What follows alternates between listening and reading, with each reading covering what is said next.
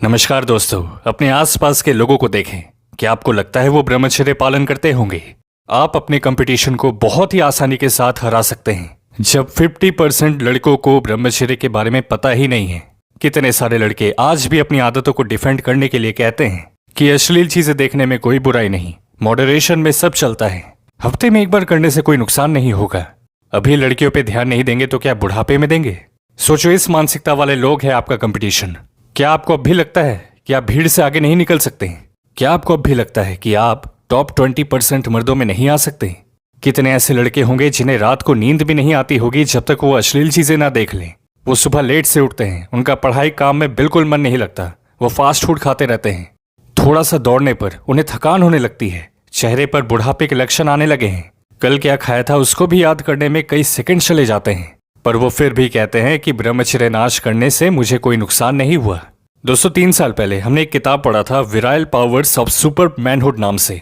उसमें एक पैसेज मिलेगा आपको हैंडसम बॉयज रेक्ट करके, जिसमें बताया गया है कि कैसे एक लड़का जो काफी सुंदर था, उसकी बॉडी काफी अच्छी शेप में थी, बस 1 साल में गलत लोगों की संगति के कारण पूरा बिगड़ जाता है। उसे देखकर लोग अब सोच में पड़ जाते हैं कि क्या ये वही लड़का है जो पहले इतना अच्छा दिखने में था? ना अब इस लड़की की आंखों में चमक है, ना शरीर में कोई मांस। इसकी पर्सनालिटी में वो मैस्कुलिन एलिमेंट ही मानो खत्म हो गया है। शर्माने की आदत लग गई है, लोगों से नजर नहीं मिला पाता, आंखों के नीचे डार्क सर्कल्स आ गए, चेहरा किसी बुढ़े व्यक्ति जैसा लगने लगा। ये सब कुछ उस लड़के के ब्रह्मचर्य नाश करते रहने का परिणाम है। और जिन भाइयों को ऐसा लगता है कि मैं तो ऊर्जा नष्ट करता हूं, मुझे तो कुछ नहीं हुआ, ठीक इसी प्रकार के विचार आज कई मर्दों को रिग्रेट करवाते हैं कि काश पहले संभल गए होते।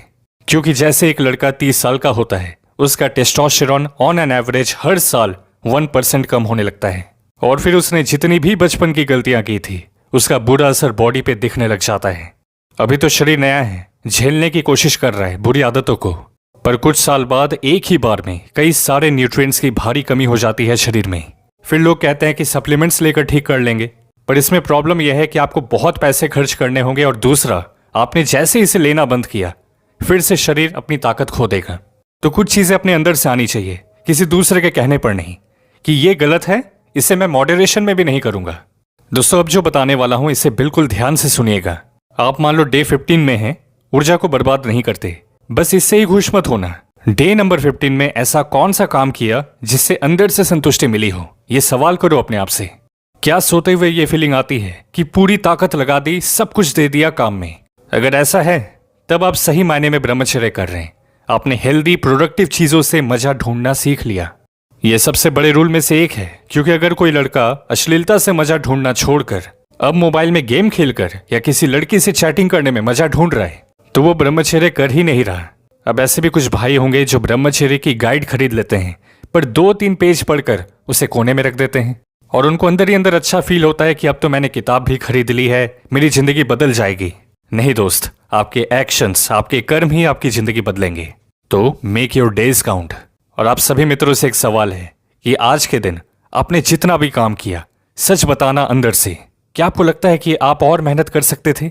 अगर हाँ, तो एक अपडेट दे दे कमेंट्स में कि आज आप कितने घंटे काम कर पाए हो, और आपका एक्चुअल टारगेट कितने घंटे काम करने का है।